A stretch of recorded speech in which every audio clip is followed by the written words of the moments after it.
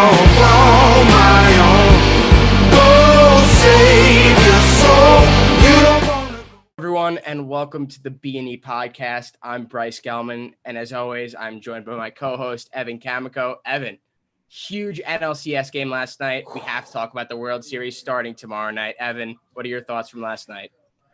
Well, to start, if we're going to talk about Braves, not Rays, it's the Dodgers versus Braves. Game 7 was last night, if anyone missed it, or last night, 2 nights ago. It was on Sunday night. If anyone missed it, it was a fantastic game, in my opinion. Braves jumped out early, got a 2-0 lead. Dodgers, came back. I texted some friends to live bet the Dodgers. They did. I took them too. Congrats. No, they came back, and then it was, they tied it 2-2. Braves went ahead 3-2. Will Smith hit a home run after that, and then Cody Bellinger with an absolute bomb in I believe it was the bottom of the 7th to break the game and give the Dodgers a 4-3 lead.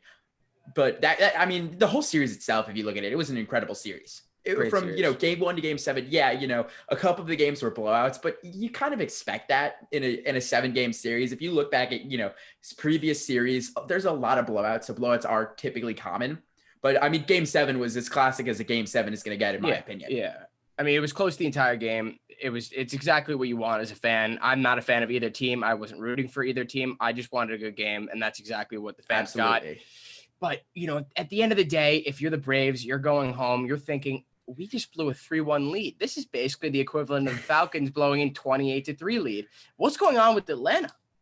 Seriously. I was going to bring that up. I don't know what's going on with Atlanta. The Falcons have blown, I think, 3 double-digit leads this season. They blew the Super Bowl in what was that? The 2016 Super Bowl?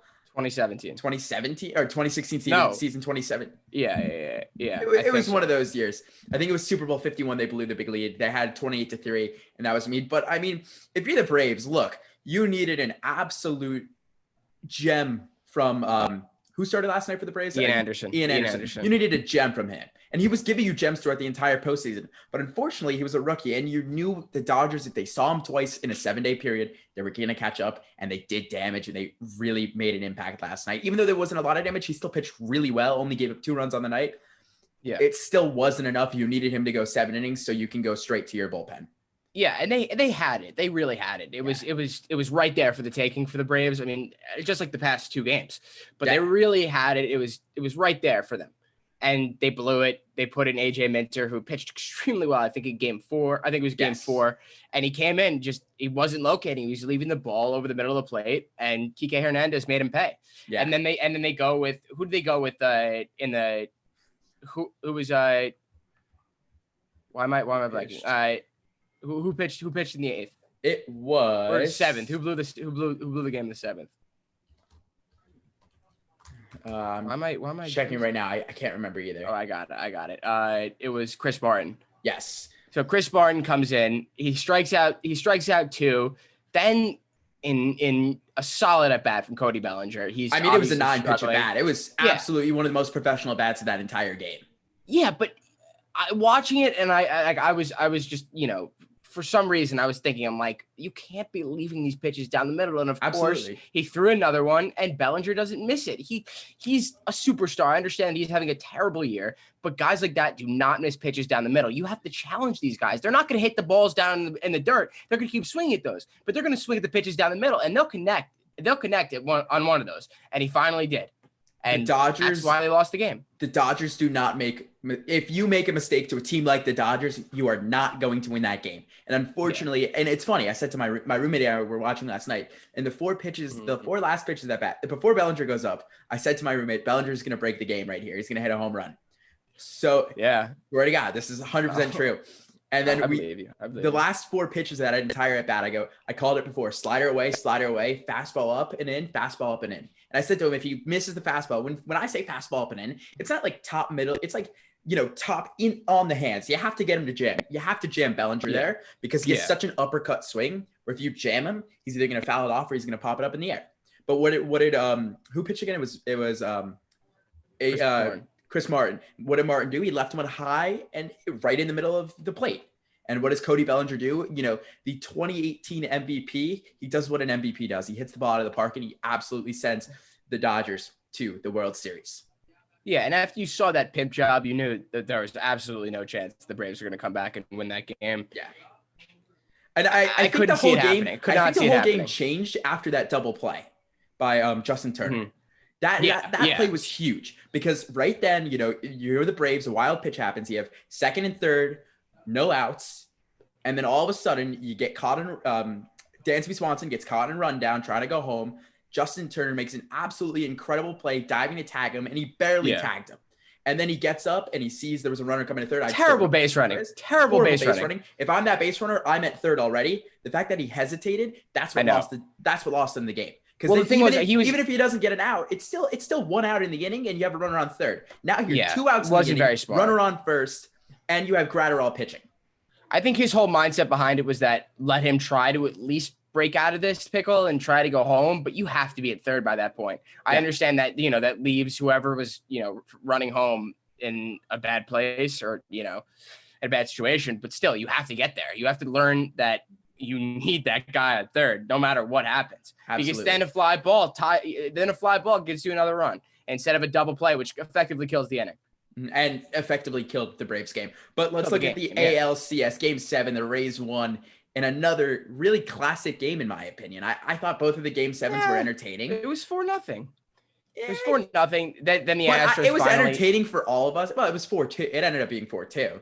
Because the Astros... It was 4-0. Like it was 4-0 almost the entire game, I feel like. And then they finally got those 2 runs. And once I was watching that game, I'm like, oh no, I'm not watching this again. There's no way the Astros are coming back in the 8th and 9th inning. Thankfully, and thankfully for a lot of baseball fans, they did not, and they eventually lost the game. But sucks. Gotta say, I had a smile on my face when that game was over. Just like you said, karma is a bitch. Those are game recaps and Game 7 recaps. Now let's take a quick dive into each team. Bryce, tell me what the biggest strength of the Rays is. What's the biggest strength of the Rays going into the World Series? Well, it's clearly their pitching. They have one of the best starting rotations and then the best bullpen in the league. It's not even close. Those two combined can shut down any team. They shut down the Yankees. We saw that. They can easily shut down this very streaky Dodgers team. So I'm looking towards what the Rays bullpen will do if they'll struggle. If they do struggle, then this is going to be a much better series. But I think if the Rays stick to what they do and do what they do best, they go Snell, Glasnow, Morton, opener.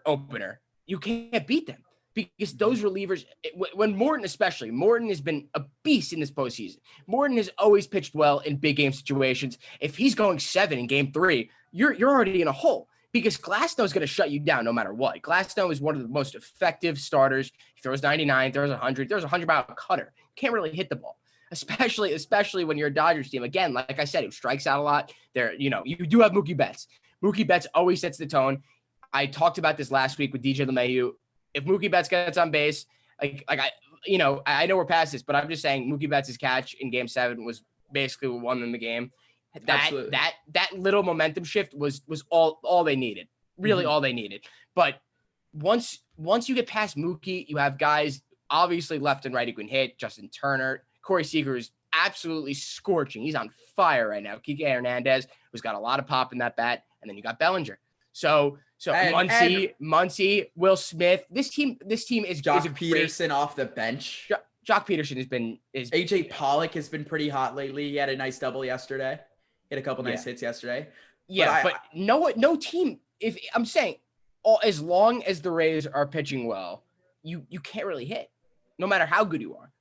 Yeah, and it's funny because if you look at the Rays in their rotation, the most interesting thing in my opinion is you're not getting the exact same pitcher every single time. Not the same pitcher, but like the same arm slot. The Rays have guys who will start up here, and they have guys here, and all the way down to here with Nick Anderson. And then you go on the left side, and you have the same exact thing. You have a guy that slots up here, and then all the way down. Now, when you're a hitter and you're seeing up here from Tyler Glasnow for, let's say 5 innings, let's give him 5 innings of starting. And then you have a guy like Anderson or Castillo coming in who are going to give you something around here. Anderson's usually down here. Castillo's about up here.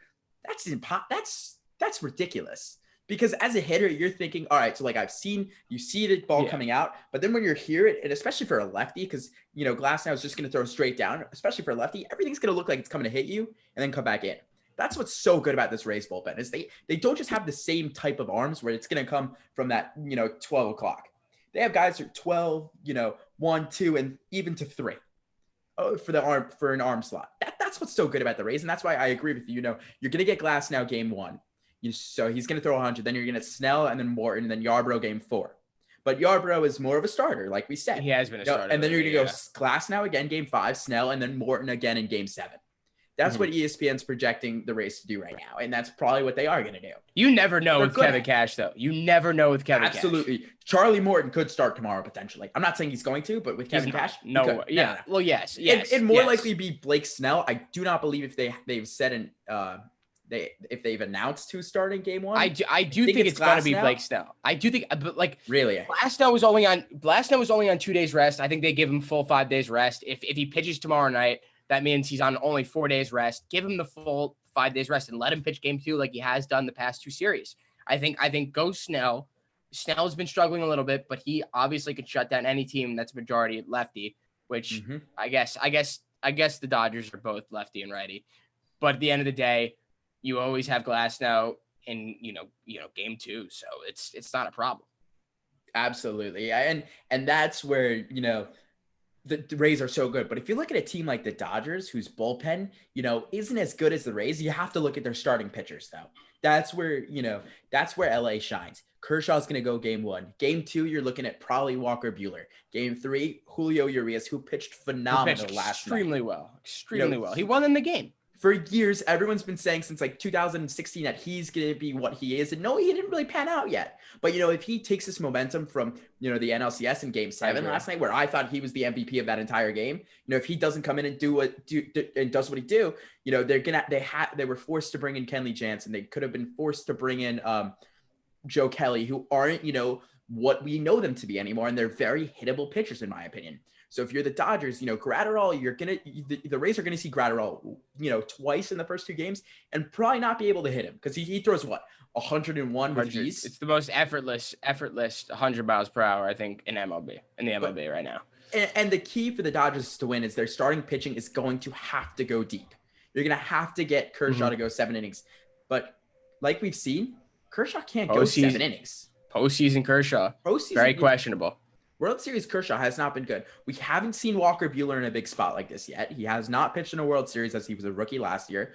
Julio Urias did pitch in the World Series, but it didn't look good the last time he pitched in the World Series. Granted, that was 2 years ago. So a lot has changed and he's been on fire right now.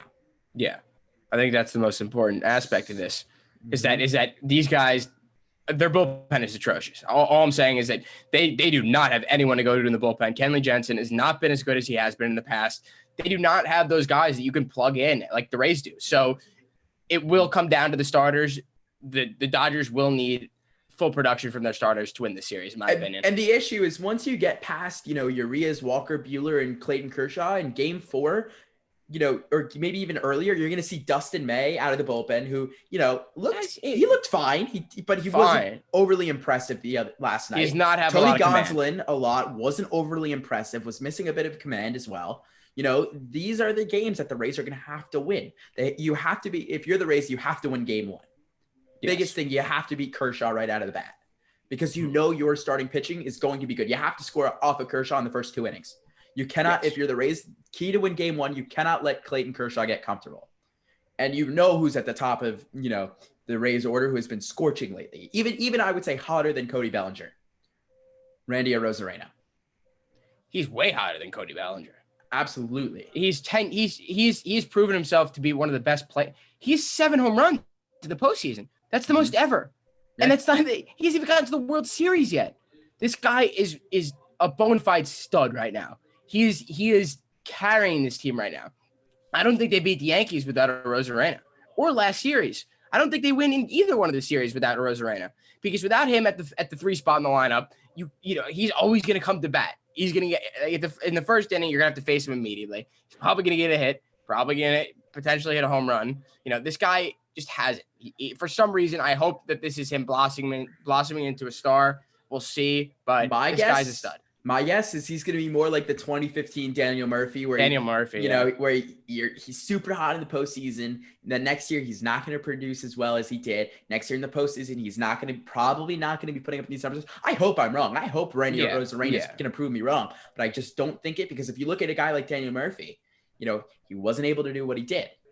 And because that success is hard. He went from the Mets, he went to the Nationals. The Nationals made the playoffs, but he wasn't the 2015 Daniel Murphy that everyone was accustomed to. And so expectations, even in the World Series right now, are going to be super high for a Rosarena. And if you look at Daniel Murphy, he didn't produce that well in the World Series. So, that's my player comp for a Rosarena right now. Yet, I'm blanking. Daniel Murphy had home runs in all of the 4 postseason NLCS games when they beat the Cubs back in 2015. Rosarena was scorching hot too, and it's the same could be said by Corey Seager. But which one of the two of them is going to step up in the playoffs and going to continue this success? And for me, it's going to be Corey Seager. Oh, we'll see. But all right, let's get into some predictions. Who do you think is going to win and how many games? Okay, so like I've said, I'm very, very big on the Rays bullpen. I like the Rays. I think that if you compare pitching wise, starting pitchers, I'm going to go with the Rays. I think the Rays have a better rotation in general. Okay. I think their bullpen is better, but what concerns me is their offense. Their offense isn't as good as to what the Dodgers is, but in the playoffs, it's not about offense. It's all about pitching. So I'm going to go with the Rays. I'm going to say the Rays in 7 games. It's going to be a 7-game series. And my MVP is going to be, or we'll get into MVP in a minute, but Bryce, what's your prediction for this? I hate to do this. I would 100% want to go against you, but I agree with everything you just said there. I think the Rays will win handedly. I think they're going to destroy them. There's going to be some games like the Dodgers always do. They're going to come out, they're going to score a lot of runs, like like games where they score 17 runs or 15 runs, whatever. I do think that the Rays will win in 6 games though. So that is where we differ on that. And I'll give you my MVP. I think it's going to be Charlie Morton. I think he's going to pitch an absolute gem in game 3, and then he's going to come out and pitch an absolute gem. If they get to 7, I'm going to give you 2 MVPs. If they get to 7 and Morton goes in game 7, I think it's going to be Morton. But other than that, I want to say, I really, really want to say a Rosarena, but I do think he's going to cool down. I do think that, I don't know. I'm just going to go with Morton in general. We'll see what happens, but I got Morton. Yeah, so my MVP, at first I was going to say Morton. That's why I wanted to see what you were going to say because of how well he pitched. Thank you for letting me go first. I was going to say Morton. But looking at it now, if I have to pick a pitcher MVP, I'm not going to say it's a starter. I'm going to go with Peter Fairbanks. He's been locked down for the Rays. Fairbanks. Let me tell you why. This guy has gotten the Rays out of more jams that last series than anyone else in their bullpen. That's not enough to give you the MVP though. Well, if it's close at the end of the game, I'm not saying he's going to be mine, but if I had to pick a pitcher who was going to be it, and the easy answer could be Glass. Now you could say Snell because they could both go out and go 2-0 with 8+ strikeouts and 15 innings. You could easily say that, but that's not fun. I want to predict a wild card, so I'm going to go Peter Fairbanks as mine. But if I have to go with somebody, I'll give you another one. My offensive MVP. Get another shot at it. My offensive MVP is going to be Brendan Lowe. Second, come on. I'm going. He's as cold as rocks. He's literally. I'm going for wild cards because I don't want to say a Rosarena because everyone's already expecting it. Mike Zunino could be a decent option because he did hit a home run in Game 7. He is hitting pretty well. But I'm gonna go with Brendan Lowe. All right. Well, there you go. You're also gonna go Fairchilds though. Fairbanks. What is it? If a pitcher's going to win it, it's gonna be Fairbanks in my opinion. Fairbanks. But if a offensive player is going to win it, I gotta go with Fairbanks. Okay. All right. Well. Not Fairbanks, but I'm gonna go with if an offensive player is gonna win this, I'm gonna go with Brendan Lowe. 2 very questionable decisions, but that I don't know. I think either one of those guys. I think Lowe is due. I think he's due. He needs to go off at some point. He was literally this team's MVP, position player wise this year. He went off. He showed a lot of power, and then just starting in the postseason, he just couldn't hit. So I hope for the best of the Rays that he starts going off. But and my super high odds pick, G-Man Choi. You get three picks. Just No, throw out 3 picks. G-Man Choi, if you're really feeling it and you really want to try to win money, you should bet on him to be the MVP. But I do think it's going to be Brendan Lowe. That's going to be my MVP. Well, there we go. I got Morton and you got Lowe. There it is. That's it. But the one thing I will say about G-Man Choi is that he is basically the spirit of that team. He may not be the MVP. Favorite player on that team. With his play. He may not be the MVP with his play on the field, but his attitude and how much does he speak good English? Like, I don't know. I don't think so. I don't think he speaks English at all. Okay, but he knew the lyrics to New York, New York after destroying us. Okay. He was singing the song on the top of the dugout. So if you play for the Tampa Bay Rays, I'd expect you to know that song. Like I'd expect anyone in the NL East to know New York, New York, because every time you lose at Yankee Stadium, that's going to be played. So I expect him to know the song, especially because he's been in Tampa for a couple of years now. I think he got traded from the Brewers in about 2017. But G-Man Choi is a player to watch out for. I like him too. Well, thank you for watching the special World Series edition of the B&E podcast. For Bryce Gelman, I'm Evan Kamiko. We will see you next week. 'Cause I'm better off on my own. Go save your soul. You don't wanna go